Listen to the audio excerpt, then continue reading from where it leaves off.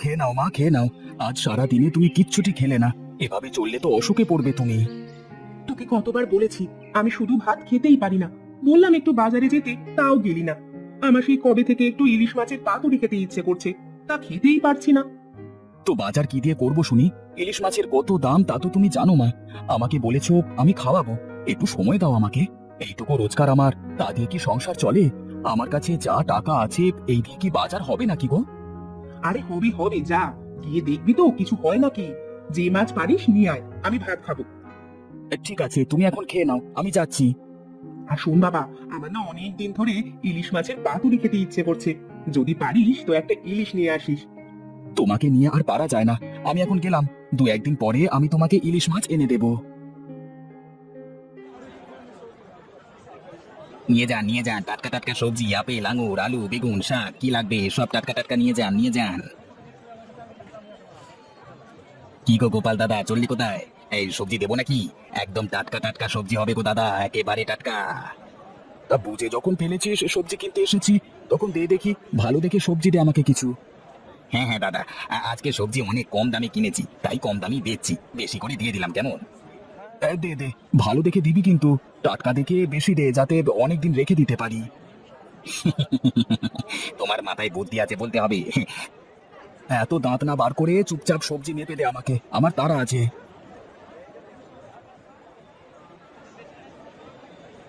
সবজি কিনে তো বেশ অনেকটা টাকা বেঁচে গেল। যাই দেখি, মায়ের জন্য একটা ইলিশ নিতে পারি কিনা দেখি।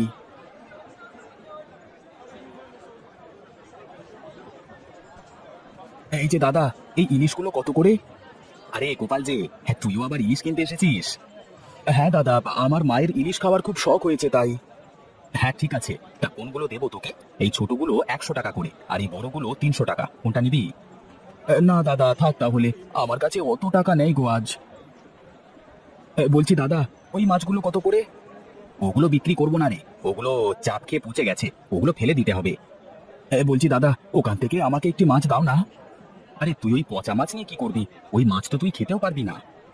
তা পারি আর না পারি পরে দেখা যাবে, তুমি আমাকে একটা দাও তো। ঠিক আছে এই নে। তা তোমাকে কত টাকা দিতে হবে দাদা? যা যা, এই পচা ইলিশের জন্য তোর কাছ থেকে আর টাকা নিচ্ছি না। ঠিক আছে দাদা, তাহলে আমি এখন আসি, কেমন?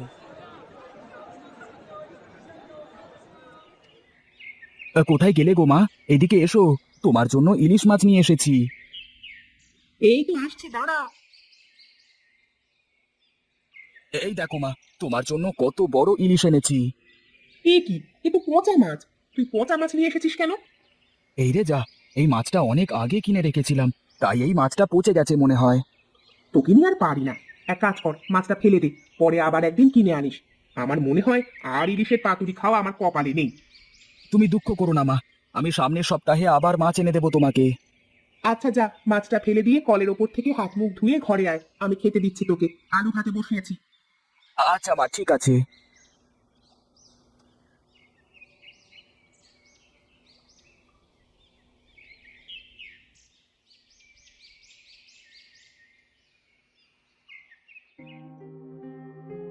তা বাবা, বয়স তো আর কম হয়নি বল।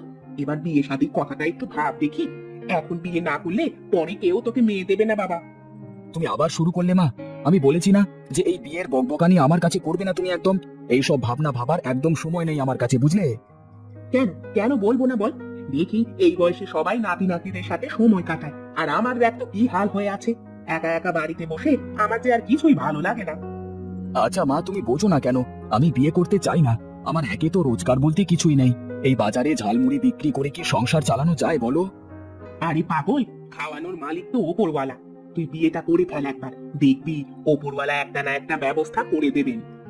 আমার এটুকু রোজগারে কে আমাকে মেয়ে দেবে বলো? তুই শুধু একটা রাজি হয়ে দেখ, তারপরে দেখবি আমি ঠিক একটা লক্ষ্মী মেয়ে এনে দেবো তোর জন্যে। আচ্ছা মা, দেখো তোমার যা ভালো মনে হয় তাই করো। আচ্ছা বাবা, বিকেল হয়ে এলো, যা খাবার খেয়ে ঘরে যা।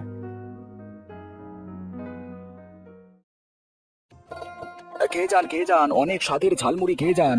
একবার খেলে বারবার খেতে মন চাইবে, খেয়ে যান। আমাকে এক প্লেট ঝালমুড়ি দাও দেখি, খেয়ে দেখি কেমন লাগে। হ্যাঁ দিচ্ছি দাদা দিচ্ছি, এমন স্বাদের ঝালমুড়ি দেবো খেয়ে কোনোদিন ভুলতে পারবে না। আচ্ছা দাও দেখি, কেমন ঝালমুড়ি তোমার, আমি একটু খেয়ে দেখি। এই নাও দাদা। খেয়ে দেখো কেমন হয়েছে ঝালমুড়িটা।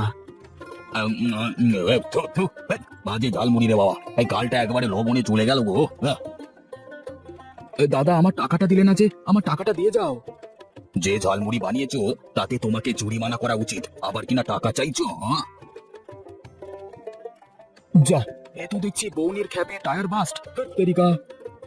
দাও দাও দাদা, আমাকে ভালো করে ঝালমুড়ি বানিয়ে দাও দেখি। আমার কোনো খাবার ভালো লাগলে কিন্তু আমি রোজ আসি সেই খাবার খেতে। হ্যাঁ তাহলে এই ব্যাপার, হ্যাঁ তুমি একটু অপেক্ষা করো, আমি ঝালমুড়ি বানিয়ে দিচ্ছি। হ্যাঁ হ্যাঁ, ভালো জিনিস বানাতে একটু তো সময় লাগে। তুমি বানাও, হ্যাঁ আমি আসি। এই নাও দাদা তোমার মুড়ি। বাবারে, ছি ছি ছি ছি, এত বাজে খাবার আমি কোনোদিন খাইনি গো। ছি ছি ছি ছি ছি ছি। না, আজকে আর ঝালমুড়ি বেচবো না, যাই বাড়িতে চলে যাই। আরে বুড়ি তুমি, তা আমার দ্বারে তুমি কি মনে করে আসলে শুনি? কেন গো, আমি কি তোমার বাড়িতে আসতে পারি না? মনে আছে আগে আমরা কত ভালো বন্ধু ছিলাম? আরে সেসব আগের দিন খেয়েছে বাগে, তা এখন কি চাই তোমার তাই বলো আমাকে। আমি আসলাম তোমার সাথে কিছু দরকারি কথা বলতে। হ্যাঁ বলো দেখি কি বলবে। আমরা তো ছোটবেলা থেকে ঠিক করে রেখেছিলাম যে আমার ছেলে বড় হলে তোমার মেয়ের সঙ্গে বিয়ে দেব। সে কথা কি তোমার মনে আছে? আরে সেই ছেলেবেলায় কি বলেছি না বলেছি, তুমি সেই কথা নিয়ে এখনো পড়ে আছো দেখছি। কি ব্যাপার, তুমি হাসছো যে? হাসবো না তো করবোটা কি শুনি? তুমি এক সামান্য ঝালমুড়ি বিক্রেতাকে আমার মেয়ের জামাই বানাবে ভাবলেও হাসি পায় আমার। অনেক আশা নিয়ে এসেছিলাম আপনার কাছে, কি না এর প্রতিদান দিলেন আপনি। আমি কোনোদিন ভাবতেও পারিনি তুমি এমনটা করবে। ছি ছি ছি ছি।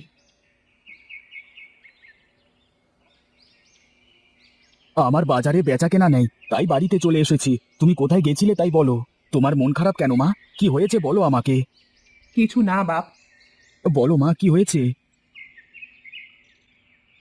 আমি তোমাকে আগেই বলেছিলাম আমার জন্য তুমি মেয়ে খুঁজতে যেও না, শুনলে না তো আমার কথা। আমি কি জানতাম যে এমনটা হবে? তুমি ঘরে যাও মা, আমি কলের উপার থেকে আসছি।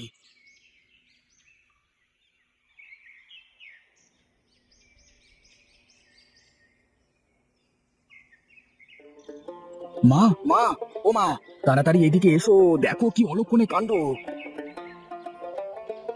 কি রে বাবা, চেঁচাচ্ছিস কেন? কি হয়েছে? দেখো মা, এই কলের ডোবার মধ্যে কতগুলো ইলিশ মাছ। এত ইলিশ মাছ এখানে কোথা থেকে আসলো? কি জানি বাবু, এমন কাণ্ড আমি তো আগে দেখিনি কখনো। মা, আমি এখানে মরা ইলিশ মাছটা ফেলে রেখেছিলাম। মনে হয় ওই মরা ইলিশের পেটে ডিম ছিল, সেই ডিম থেকেই এত ইলিশ মাছ হয়েছে। দাঁড়া বাবা, কয়েকটা ইলিশ মাছ ধরে নিয়ে আয়, আমি আজ ইলিশ মাছের পাতুরি করব। গোপাল অনেকগুলো ধরে নিয়ে তার মায়ের কাছে দেয়।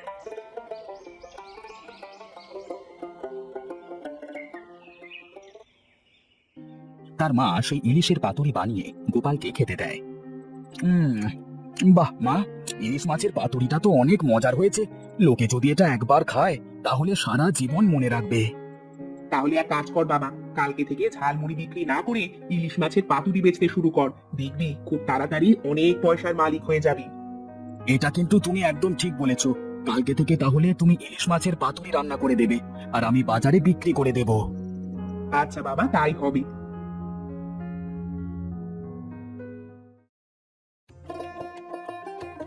পরের দিন থেকে গোপালের মা ইলিশ মাছের পাতুরি বানিয়ে দেয়, আর গোপাল সেটা বাজারে বিক্রি করে। দেখতে দেখতে কয়েক মাসের মধ্যে তাদের বড় একটা হোটেল হয়ে যায়, আর তারা অনেক বড় লোক হয়ে যায়। তারা তাদের কুঁড়ে ঘরের পাশে একটা বড় বাড়ি করে।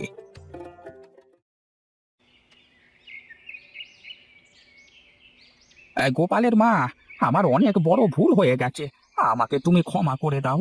সেদিন তোমাকে এভাবে তাড়িয়ে দেওয়া আমার উচিত হয়নি। আপনি আপনি কেন এসেছেন আমাদের বাড়িতে? যান, আপনি এখান থেকে চলে যান। সেদিন আপনি আমার মাকে অপমান করে দিয়েছিলেন।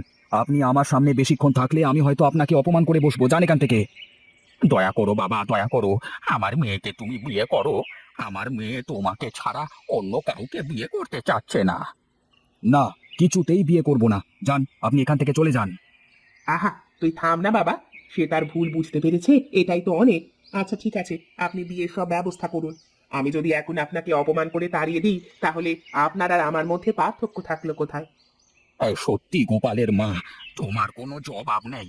তুমি সত্যি অনেক ভালো। আচ্ছা যান, গিয়ে বিয়ের ব্যবস্থা করুন।